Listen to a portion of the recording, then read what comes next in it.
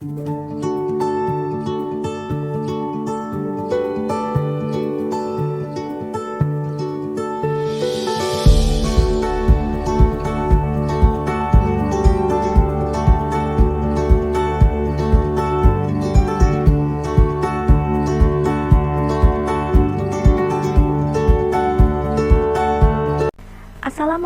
warahmatullahi wabarakatuh. Selamat pagi, siang, sore, dan malam semuanya. Semoga semuanya dalam keadaan sehat ya. Baik, pada video kali ini kita akan masuk pada mata pelajaran aplikasi pengolah angka materi KD 4.9, yaitu mengolah data menggunakan rumus semi absolut, absolut, dan logika. Pembahasan yang pertama yaitu kita akan membahas tentang semi absolut. Rumus semi absolut ini merupakan rumus yang dituliskan dengan tanda dolar di depan baris atau kolom dengan cara menekan tombol F4 pada keyboard atau menulis secara manual tanda dolar tersebut. Jadi rumus semi absolut ini hanya untuk mengunci salah satu saja antara baris atau kolom saja, bukan untuk mengunci keduanya secara bersamaan. Contoh penulisan semi absolut ini ada dibagi menjadi dua, yaitu ada kolom dan baris. Untuk kolom sendiri, penulisannya akan seperti ini. Tanda dolar ini ada di depan huruf A, yang mana huruf A ini merupakan sebuah kolom. Sehingga jika rumus berbentuk seperti ini, maka ini merupakan semi absolut kolom. Berbeda dengan rumus semi absolut baris, tanda dolar ini ada di depan angka 1, yang mana angka 1 merupakan sebuah baris. Langsung saja kita mencoba contoh soal penggunaan semi absolut kolom dan baris.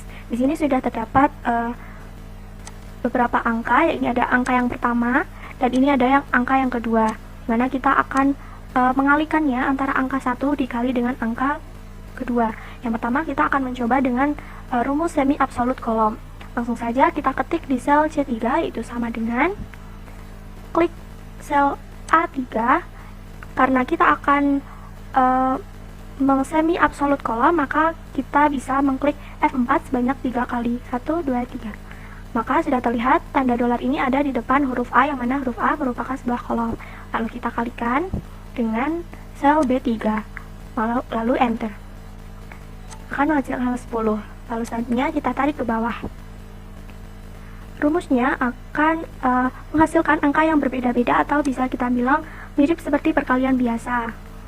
Berbeda dengan rumus semi absolut baris.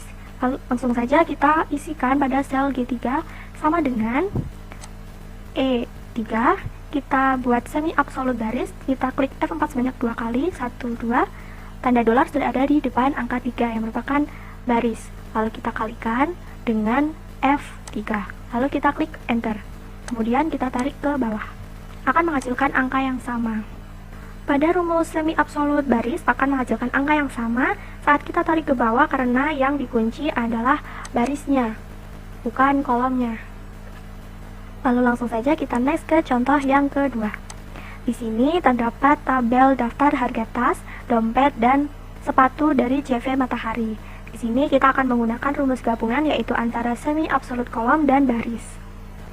Di sini kita akan membuat sel ini menjadi semi absolut kolom, dan pada sel ini kita akan semi absolut baris.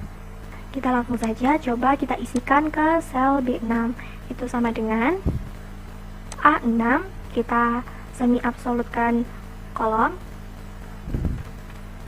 lalu kita kalikan dengan sel B5 dengan semi absolut baris, lalu kita klik enter. Kemudian rumus kita tarik ke bawah, dan rumus ini juga bisa kita tarik ke samping. Maka hasil perkaliannya langsung terlihat di setiap sel. Jadi satu rumus ini dapat digunakan untuk semua sel.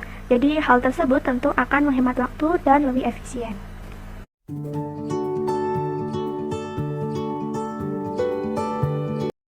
Pembahasan yang kedua yaitu rumus absolut.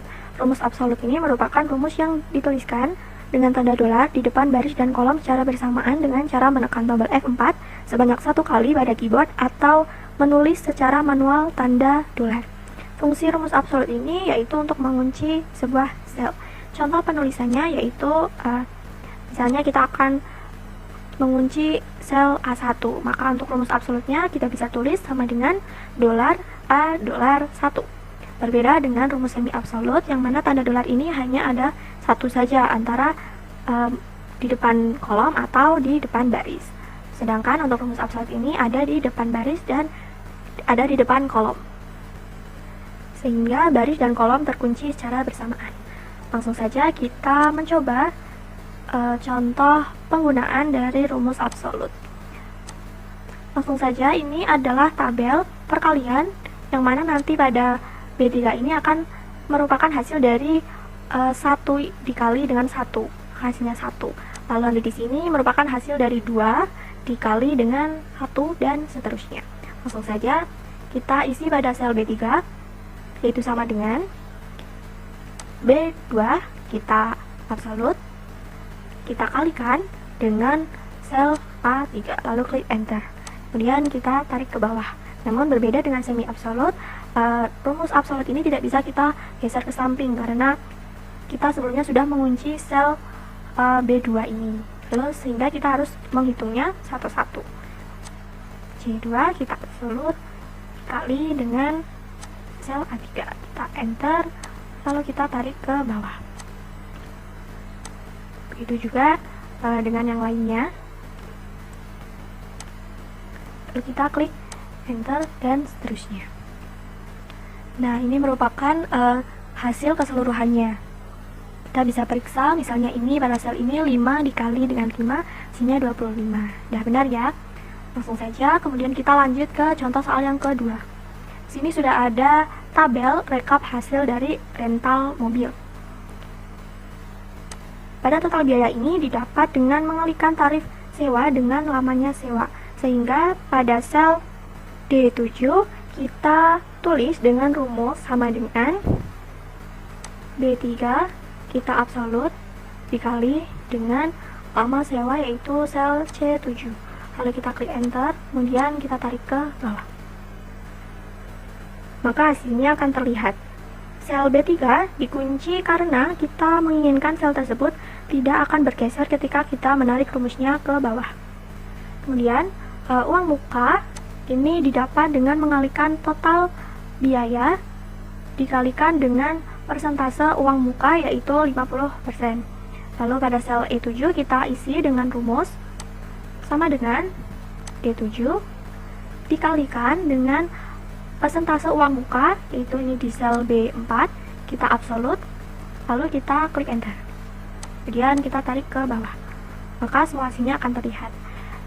Sel B4 ini dikunci karena kita menginginkan sel tersebut tidak akan bergeser ketika kita menarik rumusnya ke bawah.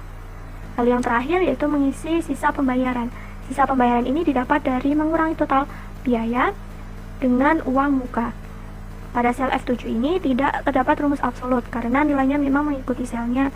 Jadi tidak ada yang harus dikunci dengan absolut. Sehingga pada sel F7 ini kita dapat menulis rumus sama dengan D7 dikurangi dengan E7, lalu kita klik enter. Kemudian kita tarik ke bawah. Maka hasilnya akan terlihat semua.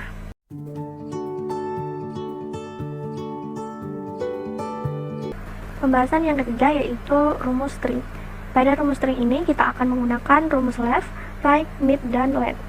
Pada kolom kiri ini kita misalnya ingin mengambil dua huruf paling kiri dari nama-nama ini.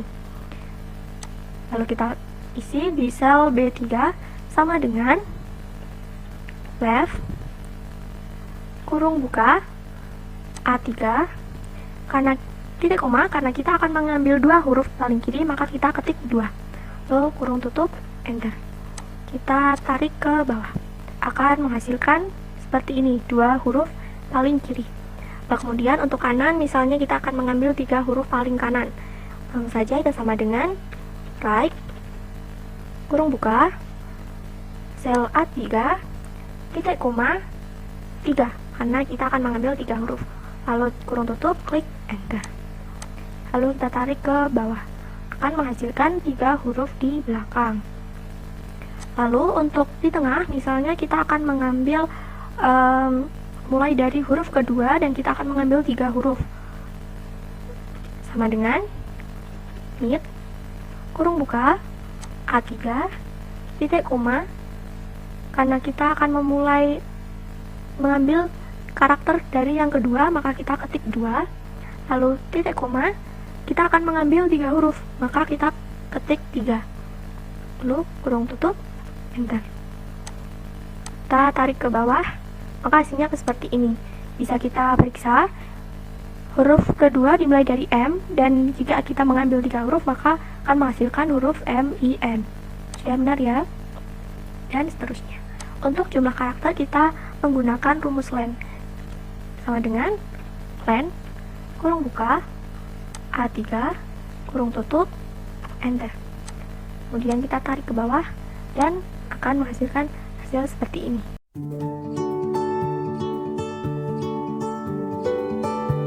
Pembahasan selanjutnya yaitu rumus logika. Kali ini kita akan mencoba menggunakan beberapa rumus, di antaranya rumus atau fungsi if tunggal, if majemuk, if and, VLOOKUP, lookup, left, right, mid, dan rumus matematik.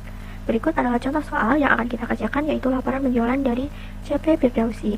Di sini juga terdapat tabel pembantu, yaitu tabel 1 yang merupakan tabel VLOOKUP yang digunakan untuk membaca tabel lookup dengan susunan data per kolom, dan tabel 2 atau tabel HLOOKUP yang digunakan untuk membaca tabel lookup dengan susunan data per baris. Di halaman selanjutnya juga terdapat petunjuk pengerjaannya, maka dari itu kita langsung saja mencoba mengerjakannya. Nah, ini tabel yang sebelumnya sudah saya buat sesuai dengan apa yang ada di soal. Sebelum mengerjakan, kita beri nama dulu mungkin pada tabel 1 dan 2 untuk nantinya mempermudah kita dalam menulis rumus VLOOKUP dan HLOOKUP. Untuk tabel 1, kita beri nama dengan cara blok tabel 1, lalu kita beri nama pada name box. Misalnya beri nama cara beli, klik enter. Lalu tabel 2 juga kita blok, beri nama dengan nama barang, klik enter. Langsung saja kita mengerjakan mulai dari nama barang. Sebelumnya kita bagi layar menjadi 2 ya. Nah, pada nama barang ini tentukan nama barang dengan menghubungkan data dari kode barang dan data tabel 2. Tabel 2 ini ya menggunakan HLOOKUP. Namun kodenya di sini kuncinya hanya GM, BK, dan seterusnya, hanya 2 huruf saja. Pada kode barang ini berarti kita ambil sel kuncinya itu di sel B8, namun hanya 2 huruf di depannya saja, maka menggunakan rumus gabungan HLOOKUP dan left. Langsung saja sama dengan HLOOKUP kurung buka left sel B8 titik koma 2 kurung tutup, titik koma, nama tabel 2 yang sebelumnya kita sudah beri nama dengan nama barang. Kita klik 2 kali, titik koma, lalu nomor baris yang akan diambil nilainya. Ini adalah baris kedua. Ini ya, nama barang ada di baris kedua, maka kita ketik 2, lalu titik koma, false, kurung tutup, enter. Kemudian kita tarik ke bawah dan hasilnya akan muncul semua. Lanjut ke jumlah barang. Tentukan jumlah barang dengan menggunakan right dari kode barang. Right dari kode barang 2 angka yang ada di belakang. Maka kita menekan rumus sama dengan right kurung buka B8 titik koma 2 kurung tutup, enter. Kita tarik ke bawah, kita rata tengah. Untuk cara beli, tentukan cara beli dengan menggunakan fungsi if dan mid dari kode barang. Jika T, maka tunai, jika K, maka kredit. Di sini kita akan menggunakan rumus gabungan yaitu if dan mid. Terus sama dengan if kurung buka mid kurung buka lagi sel B8 titik koma. Huruf T ini merupakan karakter yang keempat nih ya, 1, 2, 3, 4, karakter keempat. Lalu titik koma akan kita ambil 1 huruf saja, kurung tutup, sama dengan petik T, petik lagi T, titik koma, petik tunai. Jika T maka tunai. Selain itu, titik koma, kredit. Jangan lupa petiknya kredit, petik, kurung tutup, enter. Kita tarik ke bawah, kita ratakan tengah. Selanjutnya untuk harga barang, tentukan harga barang dengan menghubungkan cara beli dan data tabel 1. Berarti kita akan menggunakan rumus gabungan, yaitu antara if dan VLOOKUP. Kita langsung coba. Sama dengan if, ya, jika tunai, if F8 sama dengan petik tunai, maka VLOOKUP ini, kita menggunakan VLOOKUP ini. Lalu kita VLOOKUP kurung buka, sel kuncinya ini merupakan nama-nama barang ini. Jadi sel kuncinya di D8, titik koma, nama tabel 1 yang tadi sebelumnya kita sudah memberi nama dengan nama cara beli. Kita klik 2 kali, kemudian titik koma, lalu nomor kolom yang akan diambil nilainya. Tunai ini ada di kolom kedua, ini hitungnya 1, 2, 3, maka tunai ada di kolom kedua. Kita ketik 2, lalu titik koma, false, lalu kurung tutup. Selain itu, kita VLOOKUP lagi, VLOOKUP D8 lagi, sel kuncinya, titik koma, nama tabel 1, yaitu tadi cara beli, titik koma, kredit, tadi kan sudah tunai, maka ini kredit. Kredit berada di kolom ketiga. Kita ketik 3, titik koma, false, kurung tutup lagi, enter. Kemudian kita tarik ke bawah. Dan untuk membuat rapi, kita buat format sel menjadi accounting. Selanjutnya itu diskon khusus. Diskon khusus ini diberikan berdasarkan cara beli tunai. Jika sajadah Turki, maka 2% dikali harga dikali jumlah. Jika gamis, maka 1% dikali harga dikali jumlah. Di sini kita terdapat dua kondisi yang harus dipenuhi, yaitu tunai dan sajadah Turki, serta tunai dan gamis. Langsung saja kita tulis sama dengan if dan kurung buka F8 sama dengan petik tunai, petik, titik koma, nama barang sama dengan sajadah Turki, petik, kurung tutup, maka mendapat diskon khusus 2% dikali harga barang dikali jumlah barang, lalu titik koma, kita if n lagi, F8 sama dengan petik tunai, petik lagi, titik koma, nama barang ini sama dengan gamis, sesuai dengan di soal, gamis, petik, kurung tutup, maka mendapat diskon khusus 1% dikali harga barang dikali dengan jumlah barang. Selain itu 0. Karena if di sini ada 2, maka kurung tutupnya ada 2. Lalu kita klik enter. Dan kita tarik ke bawah, kita buat format selnya menjadi accounting. Selanjutnya kita akan mengerjakan bonus. Bonus diberikan berdasarkan cara beli tunai. Jika sajadah Turki, maka bonusnya tasbih. Jika gamis, maka jilbab. Dan jika baju koko, maka peci. Selain itu tidak mendapat bonus. Di sini juga sama dengan diskon khusus, yaitu menggunakan if n. Langsung saja sama dengan if n, cara beli ini sama dengan tunai, petik, titik koma, ya, baju, nama barangnya sama dengan petik sajadah Turki, petik, kurung tutup, maka bonusnya tasbih.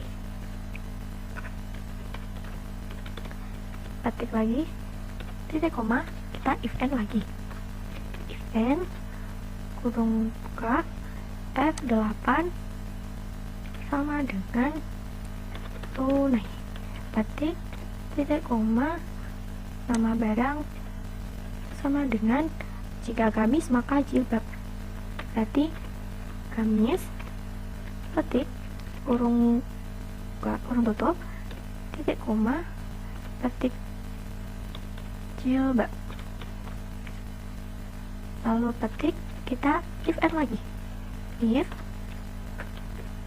n kurung buka F8 sama dengan tunai, petik, titik koma, nama barang sama dengan baju koko, maka bonusnya peci, baju koko, petik, kurung tutup, maka bonusnya teci.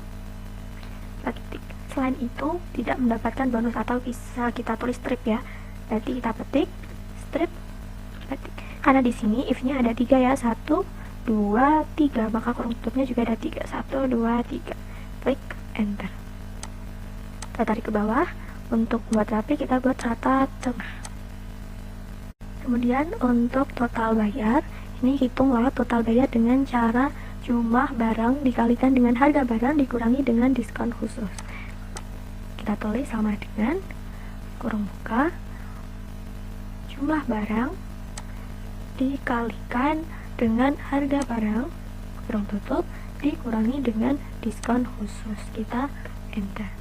Yang kita tarik ke bawah, namun jangan sampai ke total penjualan. Kita akan muncul hasilnya seperti ini. Lanjut ke total penjualan, yaitu tentukan jumlah penjualan CV Firdausi selama bulan Desember.